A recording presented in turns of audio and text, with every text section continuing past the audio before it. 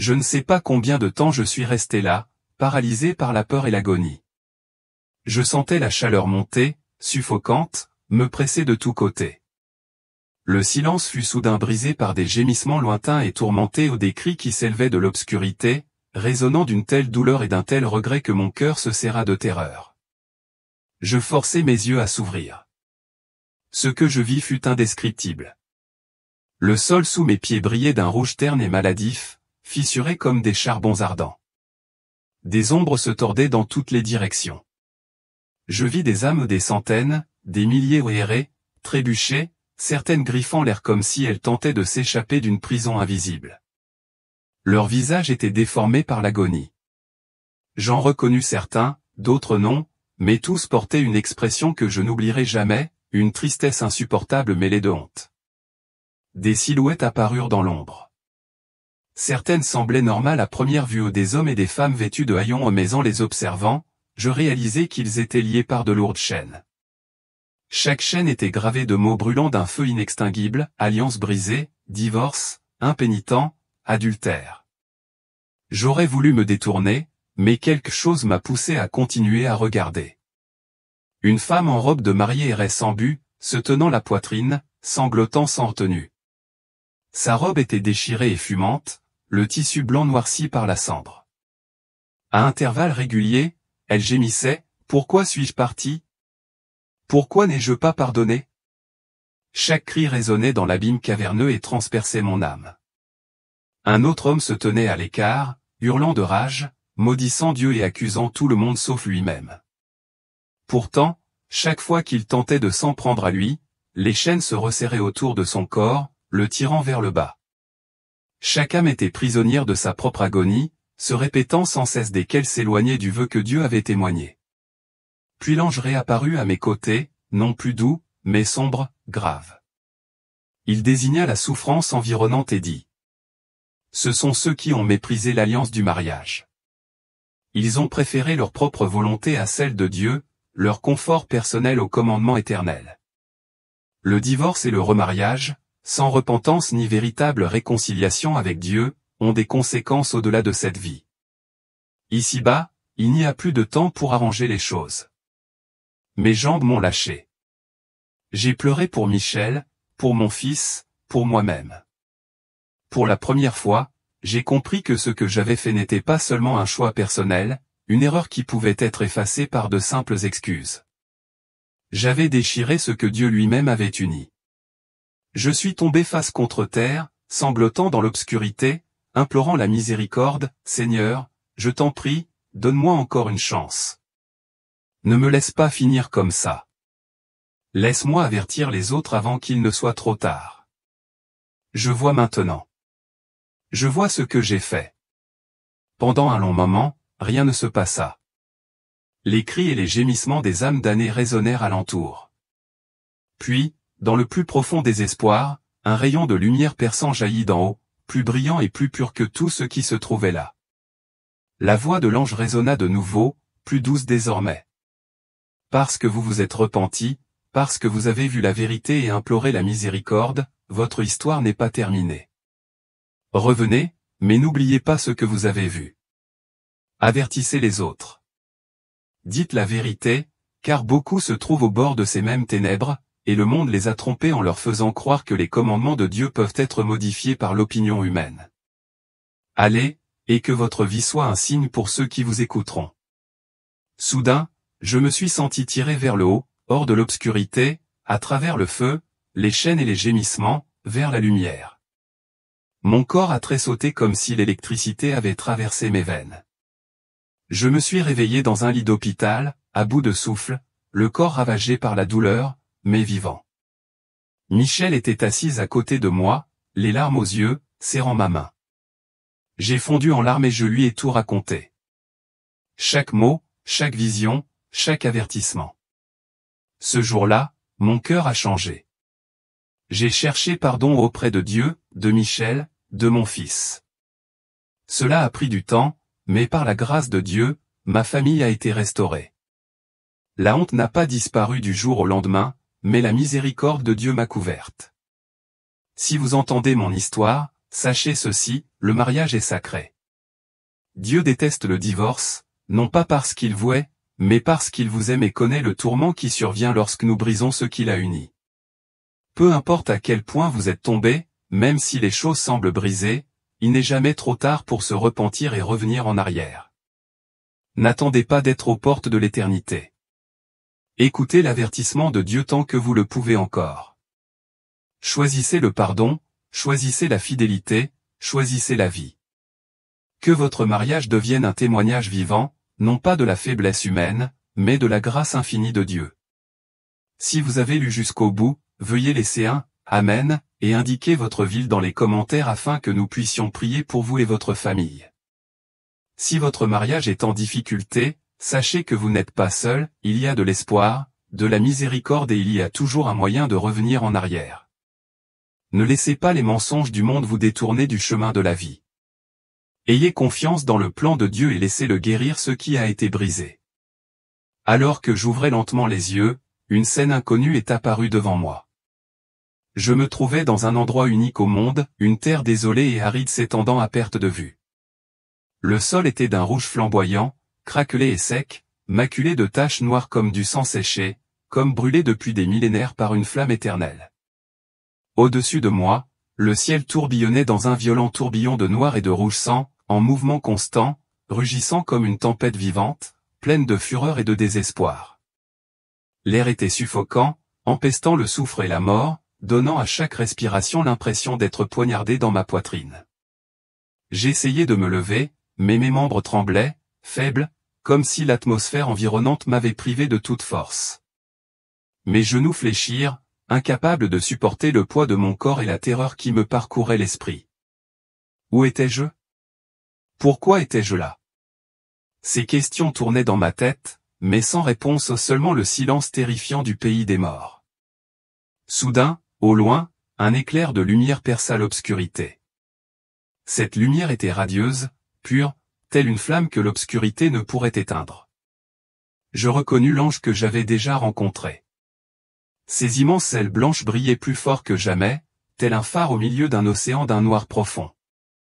À son approche, sa lumière formait un bouclier invisible, repoussant la présence menaçante et terrifiante de cette terre. Son apparence était à la fois majestueuse et douce, mais son regard exprimait une profonde tristesse, comme s'il portait le fardeau de l'humanité sur ses épaules. Je n'osais pas lever les yeux. La peur et la honte m'envahirent et je m'effondrai à genoux sur le sol brûlé.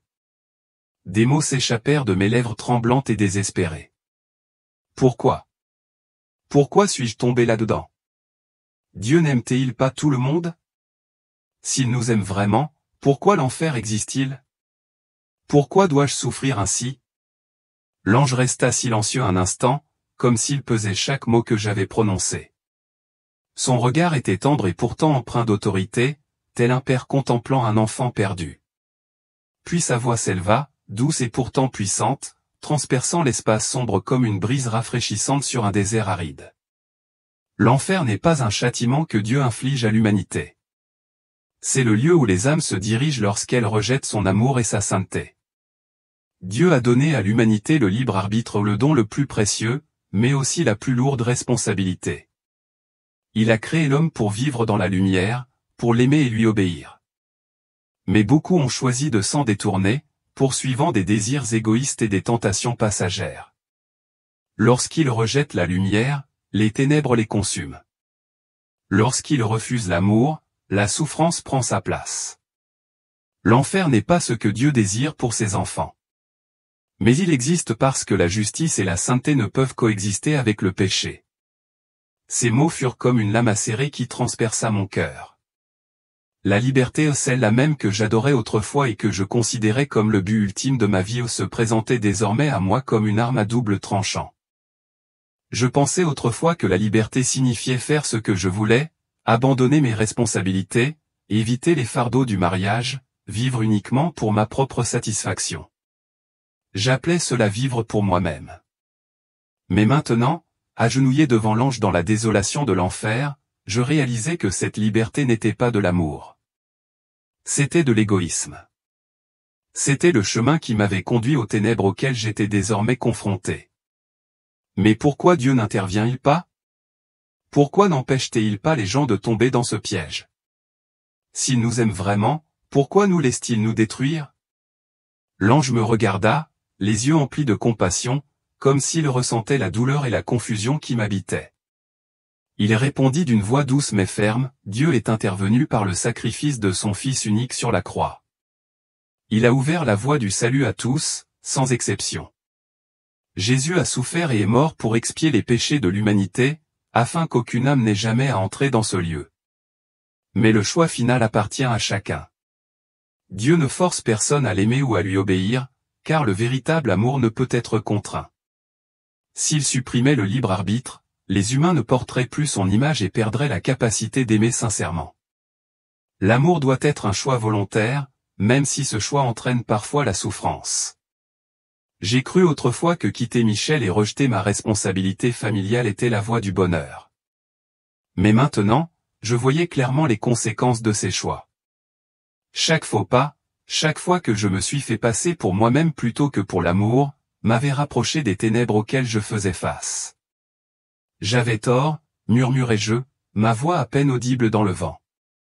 Je n'avais jamais compris ça auparavant. Je croyais que la liberté signifiait rompre tous les liens, mais au final, c'est moi qui me suis jeté dans l'obscurité. L'ange me regarda, son regard tendre, tel celui d'un frère aîné réconfortant son frère. Il poursuivit d'une voix grave et posée, mais pleine de force, beaucoup de gens pensent à tort que l'enfer est un symbole de châtiment cruel, mais en réalité, c'est l'incarnation de la justice pure. La justice exige que ceux qui persistent dans le péché sans se repentir assument les conséquences de leur choix. Mais Dieu n'abandonne jamais ses enfants. Chaque jour, il les appelle, il les attend et il utilise tous les moyens possibles pour les ramener. Il frappe à leur cœur par ses enseignements, par leur entourage, par les moments d'éveil de leur conscience. Mais si les gens refusent d'écouter, s'ils refusent obstinément de changer, alors ils ont choisi de sombrer dans les ténèbres de leur plein gré. Je restais là, tremblante, devant l'ange, essayant de digérer chaque mot qu'il venait de prononcer. Les regrets me submergeaient, mais je ne comprenais toujours pas pleinement la profondeur de mes péchés. L'ange se retourna et me fit signe de le suivre. N'ayant d'autre choix, je m'avançai prudemment derrière lui, le malaise me pesant. Nous marchions sur un sentier sinueux, serpentant entre des rochers déchiquetés. Un froid glacial montait du sol, perçant jusqu'aux os. J'aurais voulu interroger l'ange sur cet endroit, mais la peur me gardait muette. Soudain, nous nous sommes arrêtés devant un gouffre immense et sans fond. L'ange pointait du doigt. Je regardais sans en croire mes yeux. De l'autre côté de la gorge, à plusieurs centaines de mètres, se dressait une montagne massive. À son sommet, quelque chose tournoyait comme un vortex. Je plissai les yeux pour y voir plus clair et réaliser qu'il y avait 12 énormes entonnoirs, chacun tourbillonnant à une vitesse terrifiante. Chaque entonnoir ressemblait à une tornade noire, aspirant tout violemment. Ils étaient disposés aux quatre coins de ce qui semblait être la terre, tels des bouches affamées dévorant tout ce qui se trouvait à proximité. Les entonnoirs se sont rassemblés pour former un immense tourbillon, avant de fusionner en un gigantesque entonnoir central, le cœur de tout. Je n'en croyais pas mes yeux. Soudain, depuis l'entonnoir central, une voix retentit dans le ciel, puissante, impérieuse, comme un roulement de tonnerre déchirant l'air. Livraison. Livraison. Le son résonna encore et encore, résonnant dans tout l'espace. J'ai regardé de plus près et j'ai vu d'énormes mains squelettiques s'étendre de toutes parts. On aurait dit des griffes démoniaques collectant des âmes de toute la terre pour les déverser dans l'entonnoir. Surpris, j'ai trébuché en arrière, manquant de tomber. À mes yeux, le nombre d'âmes aspirées était aussi vaste que le sable du désert innombrable. Elles criaient, suppliaient et tentaient de s'échapper, mais en vain. Les mains géantes les rassemblaient sans ménagement, indifférentes à leurs cris. Je me suis tourné vers l'ange, la voix brisée par la peur. Qu'est-ce que c'est? Pourquoi ces gens sont-ils entraînés? Qui contrôle ce système effroyable? L'ange me regarda, la voix lourde de tristesse. Tu es témoin de l'entrée de l'enfer. c'est la porte d'entrée des âmes de ceux qui sont morts sans repentir. Lorsqu'une âme quitte son corps, ceux qui ne sont pas sauvés sont recueillis par l'ange de la mort aux quatre coins de la terre et jetés dans la gueule de la géhenne. Un frisson me parcourut l'échine. L'ange poursuivit, les mains que tu vois appartiennent à l'ange de la mort, le messager du royaume de l'enfer. Il recueille les âmes qui ont quitté le monde et les jette dans les entrailles de l'enfer. Le royaume de l'enfer est toujours affamé, réclamant toujours plus d'âmes, car le pouvoir des ténèbres cherche sans relâche à dominer toujours plus. Les âmes qui sont terrassées n'ont aucune chance de revenir en arrière, car elles ont rejeté l'amour de Dieu durant leur vie. J'ai regardé à nouveau les âmes aspirées dans l'entonnoir, leurs cris et leurs gémissements emplissant l'air. J'ai saisi la main de l'ange et j'ai supplié, s'il vous plaît, aidez-les. Ils ne méritent pas ça. L'ange se tourna vers moi, les yeux encore emplis de tristesse, mais sans jugement. Ils ne sont pas victimes de Dieu, mais victimes de leur propre choix. Dieu les a rappelés à maintes reprises, leur a offert amour et pardon, mais ils ont refusé. Lorsqu'une âme rejette la lumière, elle sombre elle-même dans les ténèbres. La justice et la sainteté ne tolèrent pas le péché, et l'enfer est la réponse de la justice divine à ceux qui la refusent obstinément. Je regardais l'immense entonnoir, observant chaque âme disparaître sans laisser de traces. La voix qui criait « livraison » résonnait encore sans fin, telle une sentence inéluctable. Un profond sentiment de culpabilité m'envahit. J'avais cru autrefois que la liberté signifiait échapper à toute responsabilité. Mais je réalisais maintenant que la vraie liberté implique la responsabilité de l'amour, de l'engagement envers ceux dont j'avais juré de prendre soin. L'ange me regarda d'une voix ferme. Ne deviens pas l'un d'eux, Richard. Réveille-toi et reviens avant qu'il ne soit trop tard. L'enfer n'est pas un lieu que Dieu a créé pour punir. Il est le résultat du rejet et de l'obstination. Si tu te repens, il y a encore une chance de revenir. Mais si tu continues à être égoïste, à prendre l'amour et les responsabilités à la légère, tu sombreras dans les ténèbres éternelles par ta propre volonté. Les paroles de l'ange résonnèrent dans mon esprit comme une alarme divine. Je levai les yeux vers le ciel, pleine de remords. Je ne voulais pas finir ma vie comme ces malheureux. J'avais commis des erreurs et il me fallait maintenant trouver un moyen de les réparer avant qu'il ne soit trop tard.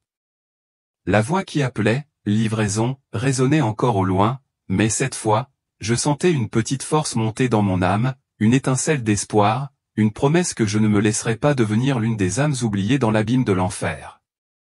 L'ange se tenait là, la lumière rayonnant encore de ses ailes au milieu de l'obscurité écrasante. Je le regardais d'un air suppliant, mais il se contenta d'un léger hochement de tête et me fit signe de continuer. Le malaise s'alourdissait de plus en plus dans ma poitrine, mais je n'osais pas désobéir. Nous commencions à descendre. Le chemin semblait sans fin, et plus nous nous enfoncions, plus l'obscurité devenait épaisse. L'air devint suffocant, froid et pourtant empesté par une odeur nauséabonde ou âcre, putréfiée, comme de la chair en décomposition restée intacte pendant des jours.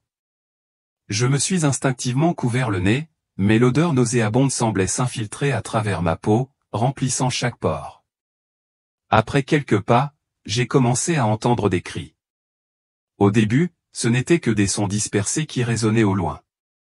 Mais plus nous nous enfoncions, plus les cris devenaient forts et intenses, comme si une armée entière était à l'agonie, hurlant de désespoir. Ce n'étaient pas des appels à l'aide ordinaire. C'étaient des hurlements, des cris stridents et des cris désespérés d'âmes en proie à un tourment insupportable. Je frissonnais, mes jambes faillirent se dérober sous moi. À travers l'épaisse fumée noire, je commençais à distinguer des formes grotesques qui apparaissaient et disparaissaient. Ce n'étaient pas des humains. C'étaient des créatures au corps déformé, des os saillants comme des branches sèches, une peau ratatinée et des yeux rouges et brillants, emplis de haine. Enchaînés à d'énormes piliers de pierre, ils se débattaient violemment, incapables de se libérer. Leurs poignets et leurs chevilles étaient couverts de cicatrices, du sang coulait de chaînes rouillées qui s'enfonçaient dans leur chair. L'un d'eux nous remarqua, l'ange et moi. Il se mit aussitôt à hurler, à jurer sauvagement, l'écume aux lèvres comme une bête enragée. Je reculai instinctivement, mais l'ange me fit signe de rester immobile. Je n'osais pas bouger, les yeux fixés sur ces êtres monstrueux qui se moquaient de nous avec une rage incontrôlable. Puis l'ange parla, d'une voix calme et pourtant résolue. Ce sont des âmes mauvaises qui ont autrefois servi Satan. Elles sont emprisonnées ici, attendant les ordres de leur maître. Une fois libérées sur terre, elles apporteront la souffrance, détruiront des familles et entraîneront les humains plus profondément dans les ténèbres du péché. Je me tournai vers l'ange, incapable de dissimuler ma terreur. Ces âmes, qui sont-elles? Pourquoi sont-elles emprisonnées ici? L'ange me regarda, les yeux emplis de tristesse. Elles étaient autrefois humaines. Celles qui ont choisi de servir Satan, qui a intentionnellement détruit la vie des autres, propagé le péché et égaré de nombreuses âmes. Le péché a transformé leurs âmes en ces créatures hideuses et déformées, reflétant ce qu'elles étaient devenues de leur vivant. Ces personnes ont volontairement vendu leur âme aux ténèbres et rejeté la lumière de Dieu. Un frisson me parcourut l'échine tandis que je tremblais en regardant ces créatures terrifiantes hurler sans cesse. L'une d'elles essaya de cracher sur nous, mais l'épais mucus noir heurta le sol, siffla et disparut en fumée. Je compris qu'elle ne pouvait pas s'approcher de nous, car la lumière rayonnante de l'ange leur faisait mal. Un autre démon me regarda, un sourire acéré aux dents acérées. Tu seras bientôt l'un des nôtres. Haine, égoïsme, mépris de l'amour. Tu n'es pas différent de nous. Je trébuchai en arrière, les larmes coulant à flots. Je ne voulais plus rien entendre. Je ne voulais plus être témoin de tout ça. Mon cœur se serra en réalisant à quel point j'étais proche de devenir l'un d'eux. L'ange se tourna vers moi, d'une voix douce mais ferme. Tu dois comprendre, l'enfer n'est pas un lieu créé par Dieu pour punir l'humanité.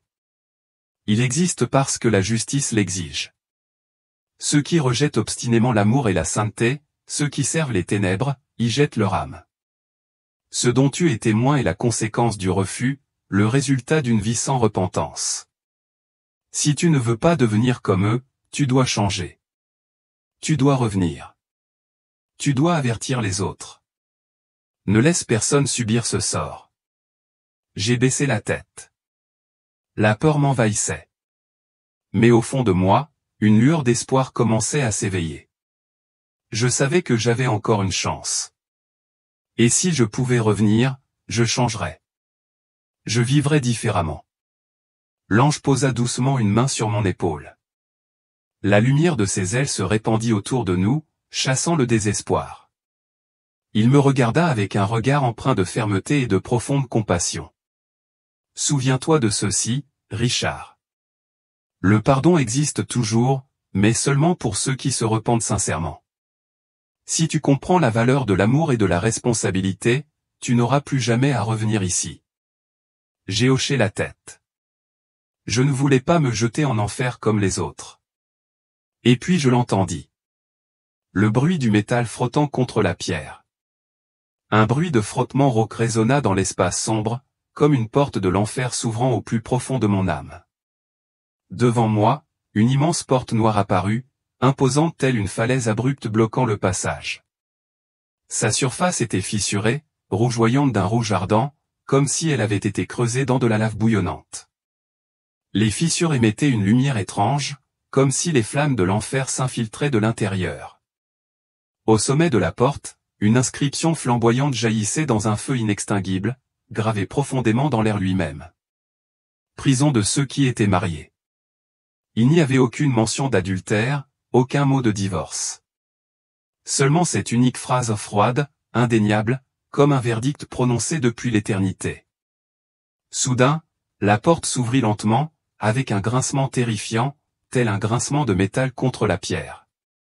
Une vague de chaleur intense s'en échappa, charriant une puanteur de chair brûlée, de sang séché et une odeur putride indescriptible, comme si la pourriture de l'âme montait de l'intérieur. Instinctivement, je reculai, sachant au fond de moi que rien de bon ne m'attendait derrière cette porte. Mais mon regard ne pouvait se détacher de la scène qui se dévoilait lentement à un portrait du désespoir, telle une toile de vie déchirée, révélant une douleur sans fin. À l'intérieur, d'innombrables âmes étaient enchaînées à des piliers de pierre d'un noir de jais, chacune embrassée comme baignée d'un feu éternel. Leurs corps dégageaient constamment de la fumée, comme s'ils brûlaient de l'intérieur. Leur dos était voûté de douleur, comme s'ils étaient restés trop longtemps agenouillés devant ceux qu'ils avaient trahis. Leur visage était déformé, dépouillé de toute vie, ne laissant que la marque éternelle de la souffrance, comme si chaque instant qui passait était une nouvelle lame transperçant profondément leur âme. Il n'y avait pas de silence ici.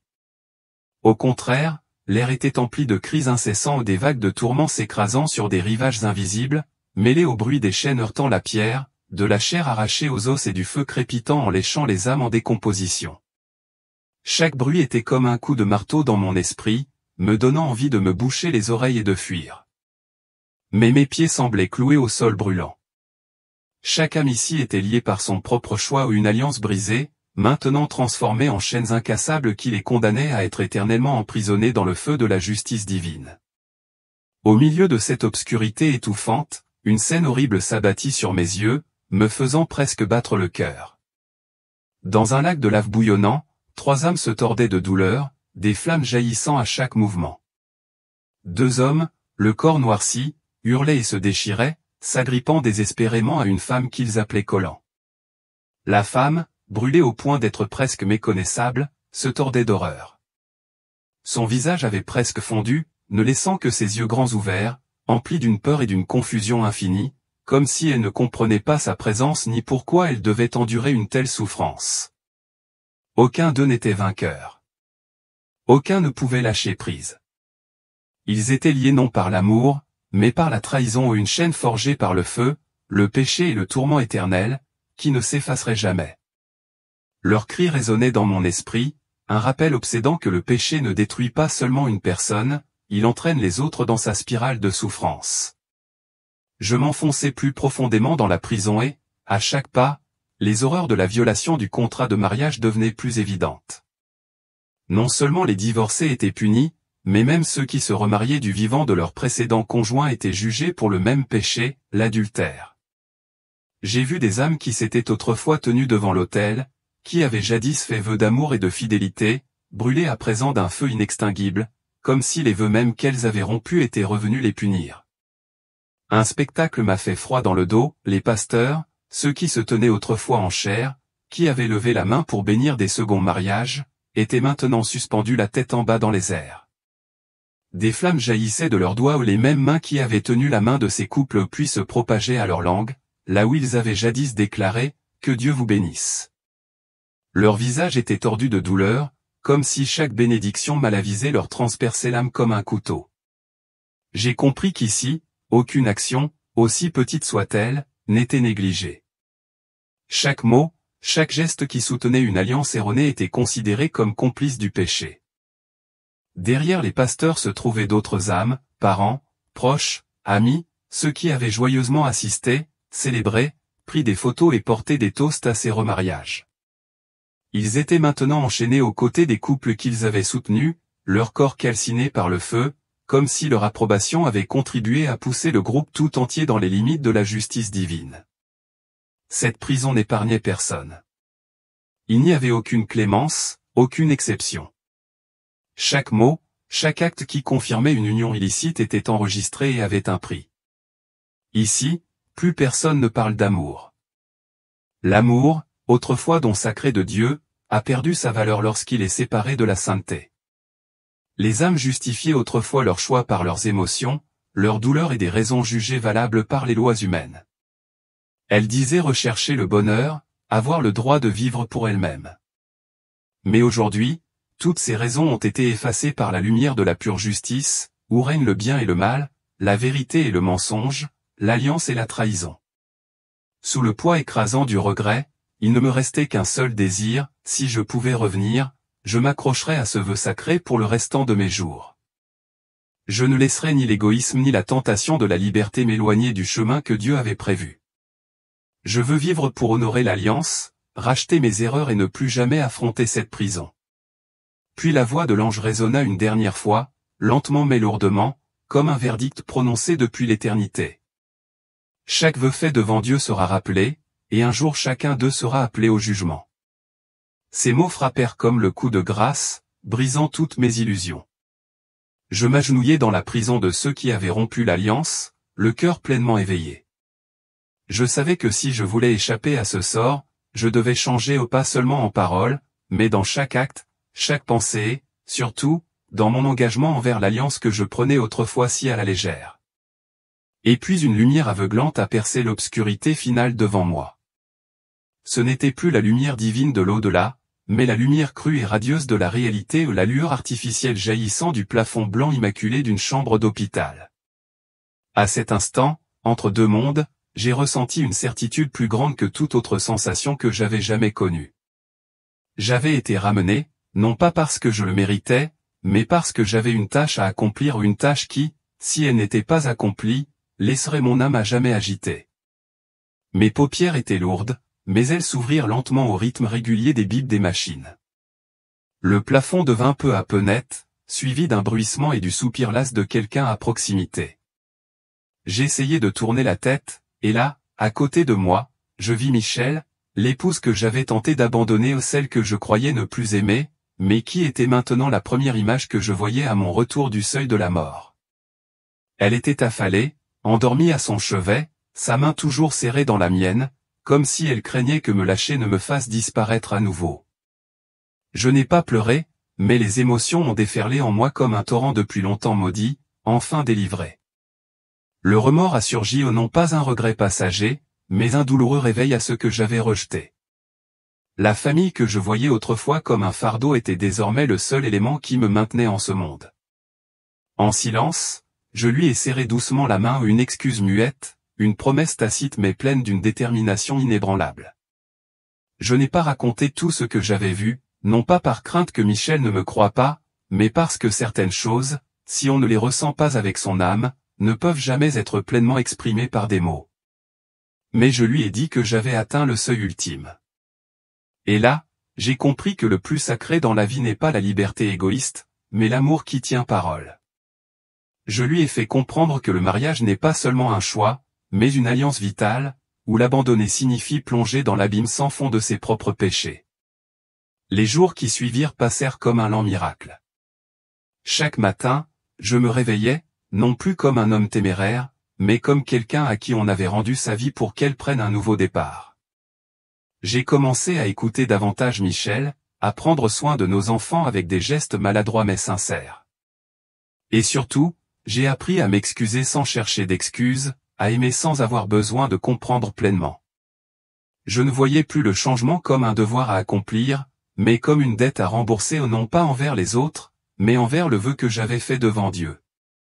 Chaque soir, après que la famille soit allée se coucher, je m'agenouillais près du lit, ne priant plus comme un rituel, mais comme un homme qui vient d'échapper à la mort, murmurant à celui qui m'avait sauvé. Je demandais à Dieu de m'accorder la force de ne pas retomber dans mes anciennes tentations, de m'aider à respecter l'alliance que j'avais autrefois rompue. Je savais que ce ne serait pas facile. Je savais qu'il y aurait des moments d'épuisement où j'aurais peut-être envie d'abandonner à nouveau. Mais je savais aussi que si je tombais cette fois, personne ne me relèverait. J'ai donc choisi d'avancer, pas à pas, lentement et sûrement, sur le chemin qui mènerait à devenir le mari, le père et l'homme nouveau que je n'avais jamais eu le courage d'être auparavant. Si vous entendez cela, je voudrais que vous réfléchissiez. Si votre mariage est heureux, félicitations. Mais si ce n'est pas le cas, repensez à la valeur que vous avez acquise, à la personne qui vous a tenu la main devant Dieu, et à votre âme tiraillée entre lumière et ténèbres. J'ai vu l'enfer. J'ai entendu les cris de personnes comme moi, celles qui justifiaient leur choix par le mot « liberté ». Mais l'enfer ne se soucie pas de la liberté individuelle. Il se souvient seulement de ceux qui ont tenu parole et de ceux qui l'ont trahi. J'ai eu la chance de revenir. Non pas pour vivre seul, mais pour témoigner à toi, celui qui écoute. Tu as encore du temps. La grâce est encore là. Mais n'attends pas de voir les portes de l'enfer s'ouvrir pour comprendre que ton alliance a déjà été jugée. L'histoire de Richard révèle une vérité qui donne à réfléchir. Lorsque des personnes négligeant une alliance sacrée à cause d'émotions passagères, elles ne rompent pas simplement une relation. Elles se placent parmi les désobéissants devant Dieu. Mais rompre une alliance n'est pas la seule façon pour une âme d'être conduite à la destruction. Il existe des actes plus discrets, plus intimes, tout aussi dangereux, car on se permet souvent de pécher en pensant que personne ne le saura jamais. C'est pourquoi vous devez absolument regarder l'histoire suivante. Nous allons partager avec vous une autre expérience de mort imminente. Cette fois, celle d'une femme qui croyait autrefois que la masturbation n'était qu'un acte personnel inoffensif. Mais au moment où son âme franchissait la frontière entre la vie et la mort, Jésus-Christ lui révéla la terrible vérité sur ce que beaucoup de croyants tolèrent secrètement dans leur vie spirituelle. Si vous avez déjà justifié le divorce par l'émotion, et que vous justifiez maintenant votre comportement personnel par la vie privée, alors vous devez entendre ce qui va être révélé, car le péché n'a pas besoin d'être vu pour être réel, et le jugement n'a pas besoin d'être public pour être un danger. Nous comprenons que ce sujet puisse être extrêmement sensible, mais d'innombrables croyants se posent la question suivante, la masturbation est-elle vraiment un péché? Les chrétiens qui se sont livrés à la masturbation pourront-ils un jour entrer au royaume des cieux? On pourrait croire qu'il s'agit d'un acte innocent, mais la vérité qui se cache derrière est bien plus grave et urgente qu'on ne pourrait l'imaginer. L'expérience de mort imminente d'aujourd'hui vous apportera les réponses que vous cherchiez. Car la sœur dont il est question dans cette lettre a vécu une vie remplie d'illusions comme celle-ci. Elle a affronté la mort elle-même et Jésus lui a directement révélé la vérité choquante et terrifiante sur les conséquences d'un acte que beaucoup ont, à tort, considéré comme une affaire privée. La masturbation pourrait-elle réellement comporter un risque aussi dangereux et bouleversant? Suivez-nous jusqu'au bout, car cet avertissement pourrait profondément changer votre perception de vos décisions et de leurs conséquences éternelles. Tout d'abord, veuillez indiquer votre nom et la ville où vous habitez. C'est ainsi que l'avertissement de Dieu atteindra les croyants silencieux qui luttent, en secret, pour harmoniser leur comportement personnel avec leur foi et les enseignements de la Bible. Et si vous vous sentez poussé à soutenir la mission de Dieu, pensez à cliquer sur le bouton « Super merci ». Quel que soit votre don, sachez que Dieu vous le rendra au centuple. Ensemble, renforçons notre communauté de foi en vous abonnant à cette chaîne, un lieu où 20 000 cœurs s'unissent pour partager l'amour de Dieu ce mois-ci. Écoutons maintenant son témoignage. Je m'appelle Rachel et je vis à Seattle, dans l'État de Washington. J'ai grandi dans une famille chrétienne pratiquante et j'ai été baptisé du Saint-Esprit à seulement 9 ans. Mais au fond de moi, je me suis toujours sentie différente, comme si une partie de moi ne correspondait pas au monde religieux que mes parents m'avaient construit. Mon secret a commencé par des pensées rebelles pendant mon enfance, puis s'est perpétué à l'âge adulte, pour finalement me conduire à une expérience de mort imminente qui a changé ma vie à jamais. Petite fille, je connaissais Dieu, mais mon cœur était rebelle. Ma famille allait à l'église chaque semaine et j'apprenais des versets bibliques par cœur, mais je n'en comprenais jamais vraiment le sens. À 12 ans, je suis tombé par hasard sur une vidéo pornographique sur le vieil ordinateur d'une amie à l'école. Ces images ont éveillé ma curiosité, et bientôt la masturbation est devenue un élément secret de ma vie. J'avais honte, mais j'étais aussi attiré par cette sexualité, comme si c'était le seul moyen de surmonter ma solitude et la pression des attentes de ma famille. La situation a empiré. J'ai commencé à remettre en question ma sexualité. Je me suis senti attiré par d'autres filles, une attirance que je n'osais partager avec personne, surtout dans mon foyer chrétien très strict. Ces pensées me laissaient perdu, comme si je vivais à l'opposé de la personne que Dieu voulait que je sois. Je me souviens d'avoir regardé les filles à mon cours de danse, le cœur battant, puis d'avoir eu peur de faire quelque chose de mal. Je me suis dit, garde le secret et personne ne le saura. Je peux encore être une bonne chrétienne. Mais chaque fois que je cédais, je sentais un poids invisible peser sur moi, comme si quelque chose contrôlait mon esprit et mon corps.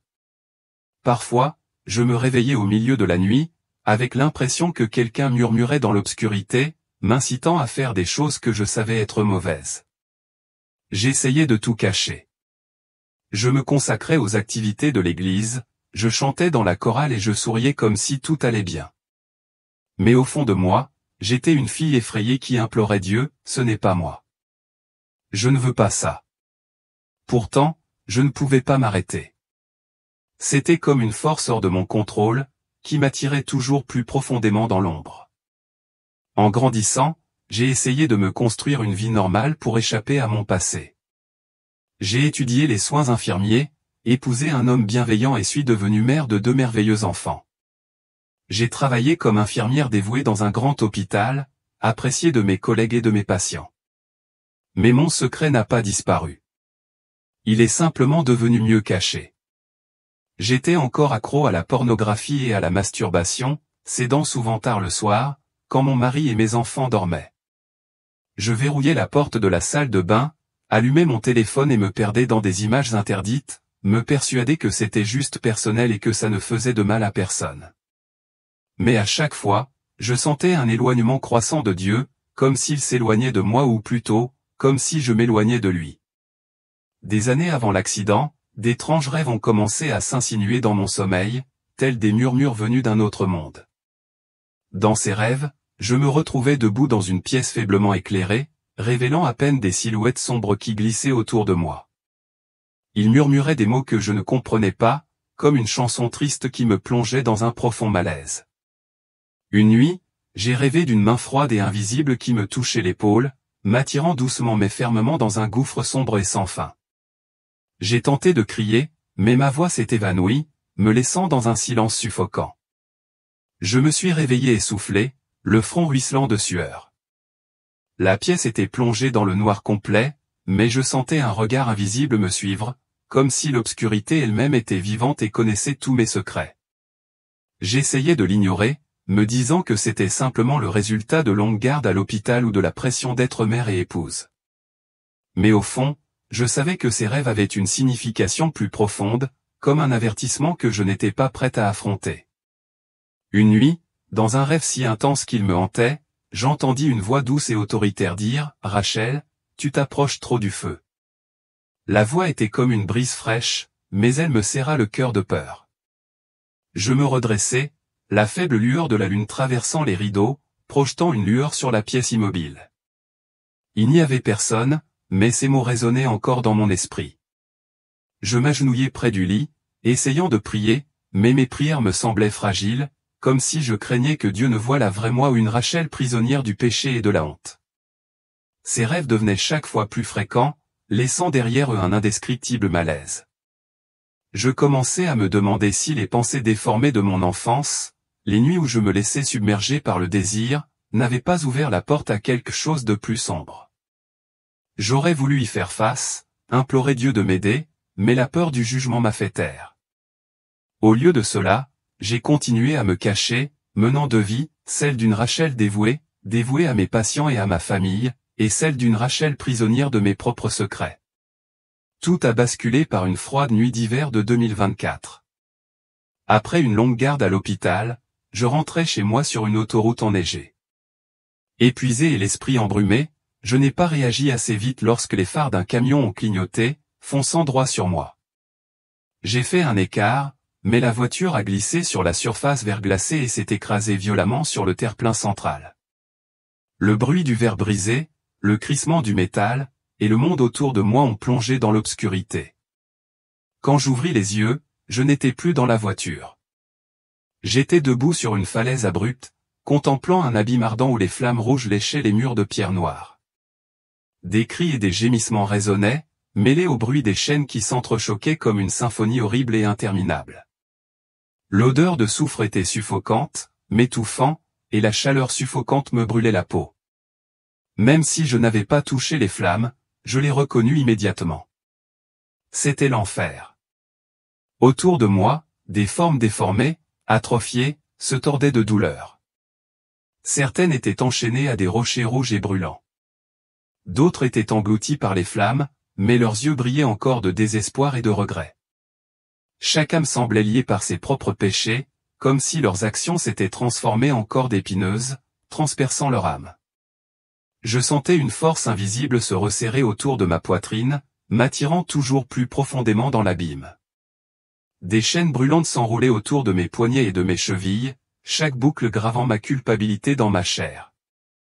J'avais envie de courir, mais mes jambes étaient lourdes, comme collées au sol brûlant.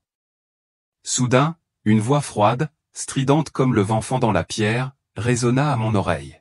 « Tu crois que la masturbation est inoffensive, n'est-ce pas, Rachel?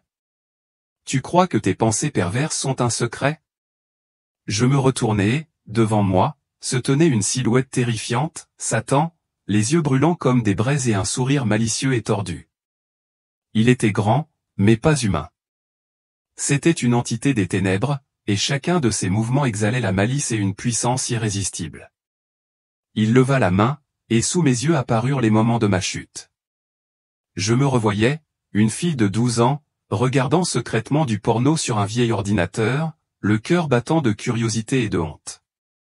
J'ai revu des séances nocturnes aux toilettes, verrouillant la porte, allumant mon téléphone, me plongeant dans des images interdites, me persuadant que ce n'était que des affaires privées. J'ai revu les moments où j'ai laissé mes pensées déformées de l'enfance, ces moments où mon cœur battait la chamade en regardant mes camarades de classe danser ou prendre le dessus sur mon esprit. Chaque souvenir était comme un couteau aiguisé qui transperçait mon âme, me donnant envie de crier, mais incapable de le faire. « Ouvre-moi la porte », se moqua Satan, sa voix rauque, comme une pierre à rasoir. Chaque fois que tu tombes, tu me donnes un morceau de ton esprit, un morceau de ton âme. Tu crois que c'est ça la liberté? Non, Rachel, ce sont les chaînes.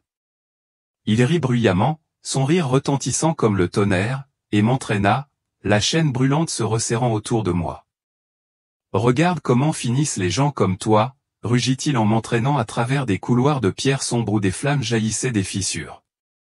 Je fus traîné jusqu'à une fosse immense où des milliers d'âmes furent torturées de la manière la plus brutale. Un homme était pendu, suspendu à un pilier de fer rougeoyant. Son corps brûlait continuellement, mais il ne mourut jamais. Il pensait que ses désirs étaient inoffensifs, dit Satan d'une voix pleine de joie. Mais à chaque chute, il me construisait un trône. J'ai vu une femme enchaînée à un mur, de minuscules démons ressemblant à des araignées noires rampant sur tout son corps, murmurant des paroles moqueuses sur l'époque où elle s'était adonnée à la pornographie. Elle a crié, mais ses cris ont été consumés par les flammes. Elle pensait que personne ne voyait, a ricané Satan. Mais j'ai tout vu, et maintenant elle en paie le prix. J'aurais voulu me détourner, mais Satan m'agrippa le menton, me forçant à regarder. C'est ton destin, Rachel, murmura-t-il, son souffle pareil à une fumée toxique. Tu m'as laissé entrer et maintenant tu m'appartiens. La douleur n'était pas seulement physique. Chaque image, chaque mot moqueur qu'il prononçait me faisait revivre chaque instant de faiblesse, les nuits de pleurs de ma jeunesse, les moments où j'implorais Dieu mais où je tombais quand même, tout cela se déroulait comme un film imparable. La honte et la culpabilité pesaient sur moi, comme une pierre qui me brisait le cœur. Je hurlais de désespoir, mais le rugissement des flammes étouffait mon cri. Au milieu de la douleur, j'essayais d'invoquer le nom de Jésus. Mais ma mâchoire se raidissait, comme si une force invisible m'étranglait la gorge. Chaque fois que j'essayais de prononcer son nom, Satan rugissait, ses yeux brillants de haine. N'essaie même pas, siffla-t-il, les chaînes se resserrant autour de moi comme pour étouffer mon âme. Mais à cet instant, je réalisais la puissance du nom de Jésus et pourquoi l'ennemi le craignait tant. Malgré la douleur, malgré le désespoir, une petite étincelle d'espoir brilla en moi, me poussant à me battre, à invoquer son nom. Dans mon désespoir, j'ai rassemblé toutes mes forces et j'ai crié, « Jésus, sauve-moi !» Soudain, l'obscurité s'est dissipée et une lumière éclatante a inondé tout autour. Cette lumière était écrasante, pure et divine. De l'intérieur, une silhouette a commencé à émerger, rayonnante de paix et de puissance. C'était Jésus. Son visage rayonnait d'une luminosité presque insoutenable, comme le soleil à son zénith. Pourtant, ses yeux exprimaient une compassion profonde, insondable, dénuée de tout jugement. Sa présence m'enveloppait comme une étreinte chaleureuse, repoussant chaque once de peur et de douleur. L'enfer lui-même semblait se dissoudre en sa présence, et je me retrouvais avec une paix indescriptible, une paix que je n'avais jamais connue auparavant. Jésus leva la main et devant moi apparut un grand livre brillant d'une lumière dorée. « C'est le livre du destin, » dit-il d'une voix douce mais lourde de sens. « Je t'ai créé avec un dessein divin, mais le péché t'a fait t'en éloigner. » Tandis qu'il parlait, les pages du livre commencèrent à tourner et je vis ma vie se dérouler devant moi. Les moments que j'ai chéris, ceux où j'aimais profondément ma famille. Quand je mettais tout mon cœur à aider les autres, en particulier les patients en souffrance, ces moments resplendissaient dans mes pages. Mais ensuite, les pages s'assombrirent. Je vis des taches sombres recouvrir lentement le livre. Chaque tache représentait un moment où j'avais échoué, où j'avais cédé à la tentation et où j'avais laissé mes désirs prendre le dessus. Chaque tache était un souvenir de l'époque où je me masturbais, où je recherchais des plaisirs éphémères et où je laissais des pensées déformées contrôler mon esprit et mes actions. Mon cœur s'est brisé en voyant ces moments se dérouler sous mes yeux, et je me suis agenouillé, le visage pressé contre le sol, pleurant de manière incontrôlable. J'avais tort. Je pensais que ça n'avait pas d'importance. La culpabilité pesait sur moi comme une montagne. Je ne pouvais plus nier la vérité de ce que j'avais laissé entrer dans ma vie. Mais au lieu de me condamner, Jésus m'a simplement regardé avec ses yeux compatissants. Sa voix, bien que pleine d'urgence, était pleine d'amour et de compréhension. La masturbation n'est pas une habitude inoffensive. C'est une porte d'entrée pour l'ennemi, affaiblissant ta relation avec moi. Mais j'ai beaucoup à vous montrer pour que vous puissiez comprendre la vérité et votre mission. Le poids de ces paroles s'est profondément enfoncé dans mon âme, et j'ai réalisé que la vie que j'avais menée, pensant que mes actions n'avaient pas vraiment d'importance, m'avait éloigné du but qu'il avait conçu pour moi. J'ai ressenti à la fois la tristesse de mes choix passés et l'espoir de l'avenir qu'il m'offrait. C'était comme si à ce moment-là, il me disait qu'il n'était pas trop tard, que je pouvais encore accomplir mon dessein divin malgré les tâches de mon passé. Et alors que je m'agenouillais devant lui, les larmes coulant sur mon visage, je savais que ma vie était sur le point de changer pour toujours. Jésus prit doucement ma main et la scène devant moi se transforma comme si le rideau du temps était en train de se retirer. J'ai vu un monde plongé dans les ténèbres, où les villes autrefois brillantes étaient désormais en ruine, une fumée noire s'élevant dans un ciel gris. Des flammes jaillissaient de partout, se mêlant aux explosions de la guerre et aux cris des foules paniquées. La terre s'est fissurée. Les eaux du déluge ont déferlé comme si toute la création gémissait sous le poids du péché. Je me tenais là, le cœur serré, sentant la douleur de l'humanité se défaire. Parmi la foule, j'ai vu des millions de personnes, le visage déformé par le désespoir, liés par des chaînes invisibles qui brillaient d'une lumière cruelle. Je les ai reconnus instantanément. Ces chaînes étaient forgées par leurs péchés secrets, leurs désirs, leurs mensonges et surtout la masturbation. J'ai vu des jeunes, des vieux, des hommes, des femmes, tous debout devant d'immenses portes, espérant trouver une issue. Mais au lieu du paradis, ils furent entraînés dans des fosses de feu où les flammes engloutirent leurs appels à l'aide. Tel est l'avenir de ceux qui rejettent ma grâce, dit Jésus, sa voix douce mais lourde de tristesse. L'ennemi a murmuré que la masturbation était inoffensive, que c'était juste un moment privé, mais c'est une porte qui les mène dans les ténèbres, et beaucoup l'ont franchie. J'ai vu un jeune homme, pas plus âgé que moi à l'adolescence, agenouillé sur le sol dévasté. Devant lui, les images des nuits où il fermait sa chambre à clé, s'enfonçant dans l'écran de son téléphone, apparaissaient comme une phrase. À chaque chute, une nouvelle chaîne s'enroulait autour de son âme, se resserrant, l'éloignant encore plus de la lumière. Il pense que c'est une façon d'oublier la douleur, dit Jésus, les yeux remplis de compassion. Mais la masturbation n'apporte pas la liberté. Elle érige des murs entre lui et moi, lui faisant croire que je ne peux pas pardonner. J'aurais voulu détourner le regard, mais les yeux de l'homme, vides, désespérément fixés sur place, ont retenu mon regard. Je me suis vu en lui, dans les nuits où je pensais autrefois que mon péché n'avait aucun sens, qu'il ne faisait de mal à personne. Jésus m'a conduit vers un trône magnifique où une femme se tenait fièrement, son manteau brodé d'or scintillant, une couronne au sommet de sa tête rayonnant d'une lumière fière. Elle était le symbole du pouvoir et de la richesse, entourée de fidèles adorateurs. Mais sa lumière commença à s'estomper comme une bougie avant une tempête. Des chaînes invisibles apparurent, l'entraînant dans un lac de feu bouillant où ses cris se mêlèrent aux flammes. « Qui est-elle » demandai-je d'une voix tremblante. « Personne, quelle que soit sa puissance ou sa richesse, ne peut se cacher de la vérité, » répondit Jésus. Elle vivait dans des désirs secrets. Dans ses moments de masturbation, elle pensait que personne ne le savait. Mais ses péchés l'ont conduite ici, car elle a rejeté mon salut. Je tremblais, réalisant qu'aucune renommée ni aucun statut ne pouvait protéger une âme des conséquences du péché. Alors Jésus leva la main et, dans l'obscurité, une croix géante apparut, brillant comme le soleil levant. La lumière de la croix s'est répandue, douce mais puissante, brisant les chaînes qui lient des milliers d'âmes. J'ai vu ceux qui étaient autrefois emprisonnés lever la tête, les larmes scintillantes alors qu'ils entraient dans la lumière. C'est la puissance de la résurrection, a-t-il dit, sa voix remplie d'espoir. Quand je suis ressuscité des morts, j'ai brisé le pouvoir du péché, même de la masturbation. J'ai ouvert une porte pour que chaque âme soit libre. Mais beaucoup ont oublié ou délibérément rejeté cette vérité. J'ai vu des images encore plus déchirantes, des églises vides où les pasteurs prêchaient des mensonges, niant le pouvoir du salut. Les croyants, une fois qu'ils ont professé leur foi, ont tourné le dos à la lumière, permettant à la masturbation et au désir secret de les emprisonner. La division arrive, avertit Jésus, sa voix à la fois sévère et triste.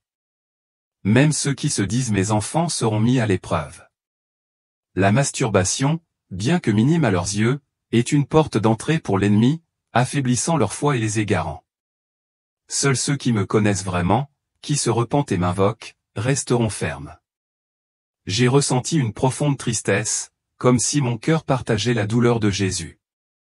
Mais la lumière de la croix brûlait toujours intensément, comme une promesse qui ne s'éteindrait jamais. Tu dois les avertir, Rachel, dit-il, ses yeux rivés sur les miens, doux mais urgents. Le temps presse. Dites-leur qu'aucun péché, pas même la masturbation, n'est trop grand pour que je le pardonne. Mais ils doivent choisir la lumière avant que les ténèbres ne les consument. Jésus m'a conduit à travers un voile de lumière, et devant moi s'est déroulée une scène au-delà de toute imagination. Un champ de bataille surnaturel s'étendant à l'infini, où la lumière et les ténèbres s'affrontent dans une guerre implacable.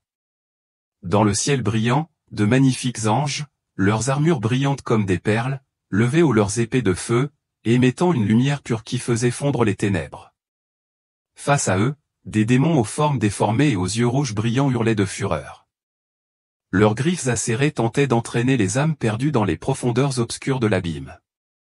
Le bruit du métal qui s'entrechoque, les cris des ténèbres et les faibles appels à la miséricorde se sont fusionnés, créant une symphonie de vie et de destruction. Je me tenais là, mon cœur battant à la fois légèrement et lourdement, sentant la puissance de cette bataille se dérouler non seulement là-bas, mais aussi dans mon âme même. Jésus a pointé du doigt. Et j'ai vu des millions d'esprits humains, chacun une forteresse rayonnante, mais entourée de forteresses de ténèbres, des structures noircies par le péché, comme la masturbation, la luxure et la honte. Ces forteresses n'étaient pas faites de pierre ou de fer, mais de murs invisibles tissés à partir des mensonges de l'ennemi, obscurcissant la lumière de la grâce. C'est là le secret que cache l'ennemi, dit Jésus, sa voix douce mais résonnant comme une cloche dans la tempête. Chaque fois que l'humanité tombe dans la masturbation, elle donne à l'ennemi une brique pour construire ses forteresses, les séparant de mon amour et de mon pardon. J'ai vu une jeune fille, comme moi adolescente, prisonnière de son esprit.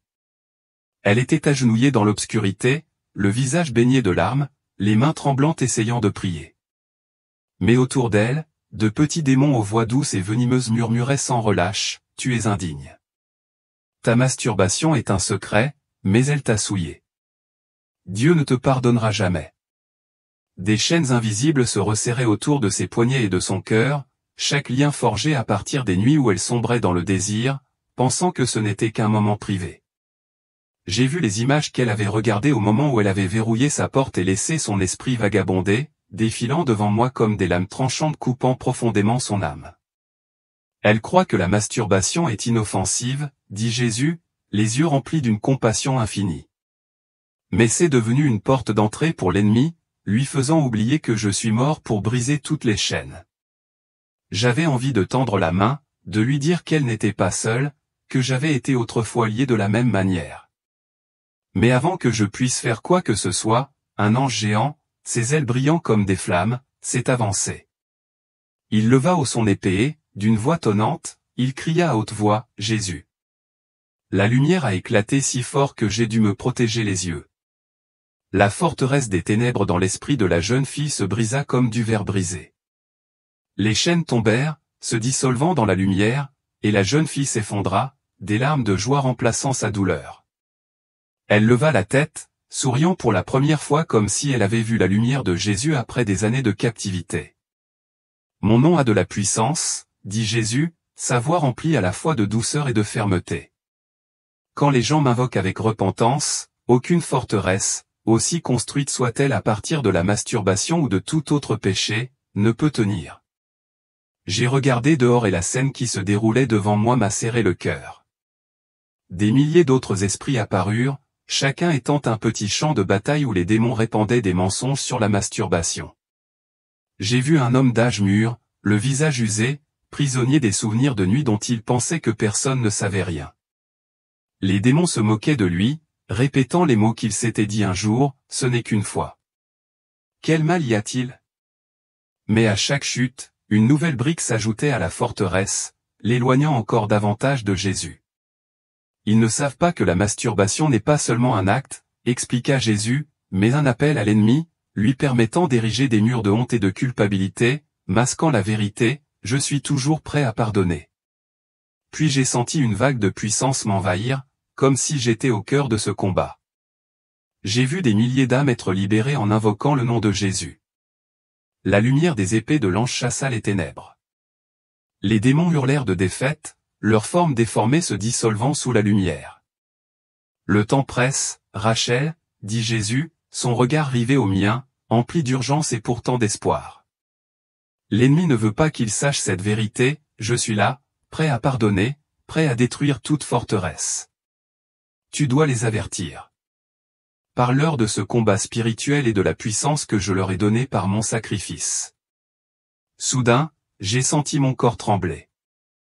J'ai ouvert les yeux et je me suis retrouvé à l'hôpital, entouré de médecins et de ma famille. J'avais survécu à l'accident, mais ce que j'avais vécu n'était pas un rêve.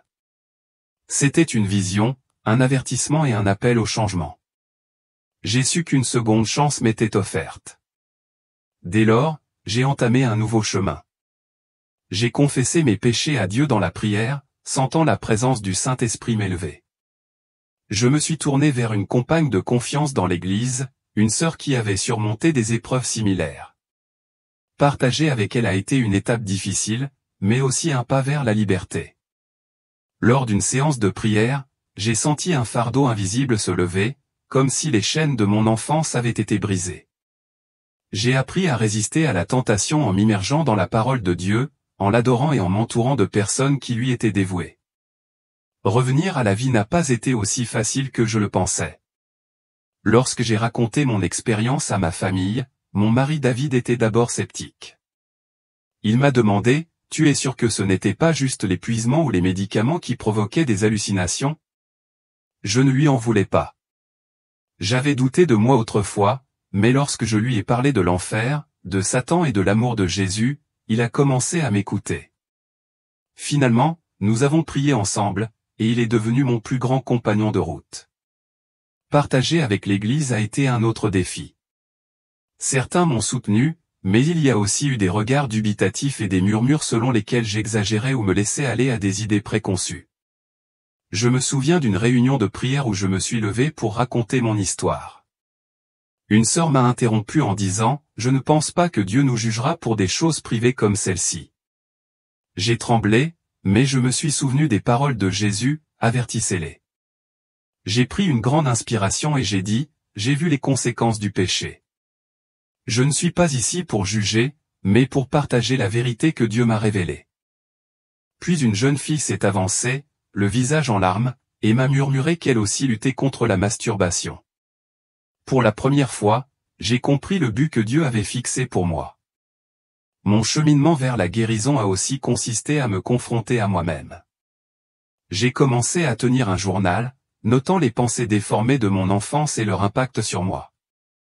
J'ai réalisé que ces sentiments ne me définissaient pas. Ils résultaient de la solitude et du manque de soutien spirituel de mon enfance.